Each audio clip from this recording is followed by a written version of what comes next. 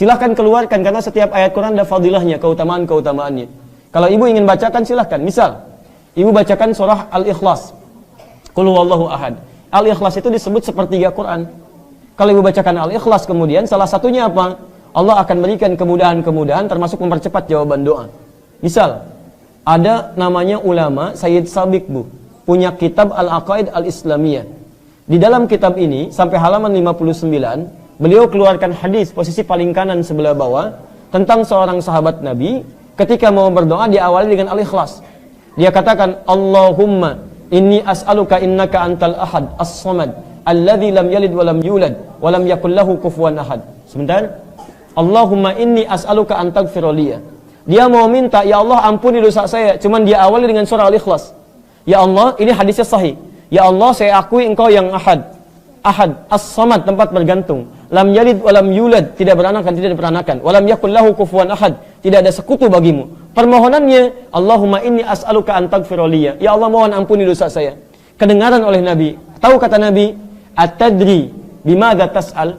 Tahukah engkau bagaimana engkau berdoa? Kata orang ini, Allah wa Rasulullah alam. Kata Nabi, "Laqad sa'alta bi asma'illahil a'zam." Engkau telah meminta dengan nama-nama Allah yang paling utama. Idza du'iya biha ajaba wa idza su'ila biha a'ta. Kalau engkau bacakan itu sebelum berdoa, maka setiap permintaan akan dikabulkan, setiap doa kemudian akan diberikan. Permintaan diberikan, doa dikabulkan. Kapan dia memulai? Setelah membaca Qul huwallahu ahad. Di setiap ayat-ayat Quran, surah-surah Quran itu ada fadilahnya, ada keutamaannya. Al-Mulk ada keutamaannya, Al-Waqiah ada keutamaannya, Ar-Rahman ada keutamaannya, Yasin ada keutamaannya. Maka ibu baca keutamaannya, setelah itu amalkan isinya. Setelah diamalkan, maka fadilah akan diberikan oleh Allah Subhanahu wa taala. Misal, orang tua kita dulu mengatakan, kalau ibu pengen punya anak laki-laki, ganteng, soleh, maka baca surat Yusuf. Kalau anaknya ingin cantik, baik, soleh, maka baca surat.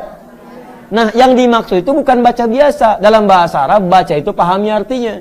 Misal, baca surat Maryam kalau anaknya ingin cantik, perempuan, soleha. Maksudnya, kalau ibu sedang mengandung, nanti lahir perempuan, ibu pelajari surat Maryam. Kemudian bagaimana ibunya Maryam, Hannah merawat Maryam. Misal, ibunya mendoakan dulu kepada Allah, Quran surah ketiga ayat 36. Kemudian diberi nama yang baik. Dicari gurunya namanya Nabi Zakaria, Quran surah 3 ayat 37. Dibuatkan tempat yang mendekatkan kepada Allah namanya mihrab.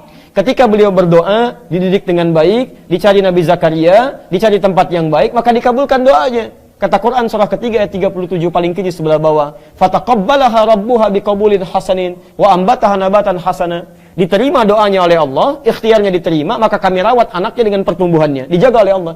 Kapan itu dijaga? Bukan saat dibaca, tapi saat diamalkan isinya. Makanya kalau ibu punya anak perempuan dikandung, lahir perempuan, ingin soleh seperti Maryam, bukan cuma dibaca surat Maryam, tapi diamalkan isinya. Bagaimana Hannah merawat Maryam, ibu cari kemudian guru yang baik, cari sekolah yang baik, doakan dengan baik.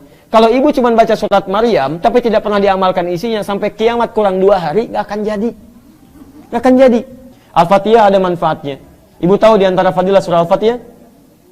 Misal bisa menyembuhkan penyakit dengan izin Allah. Dulu orang kena kalajengking, Bu, orang Arab, kepala suku.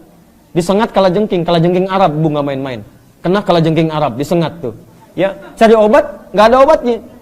Bagaimana kemudian obatnya? Ketemu para sahabat, dikatakan, siapa yang bisa menyembuhkan? Kata dia dengan izin Allah. Dibacakan Al-Fatihah, Bu, sekali. Cuma dibacakan Al-Fatihah sekali sembuh. Padahal tidak ada obat yang lain. Begitu dibacakan Al-Fatihah sekali sembuh. Kenapa orang sekarang baca Al-Fatihah ribuan kali nggak sembuh-sembuh? Masalahnya bukan Al-Fatihahnya, karena bacaan dia tidak sama dengan bacaan orang dulu. Orang dulu dipahami isinya, dihayati maknanya, dia baca dengan iman. Jadi kalaupun ibu ingin belajar Yasin, baca kemudian isinya, terjemahannya baca, fadilahnya amalkan isinya.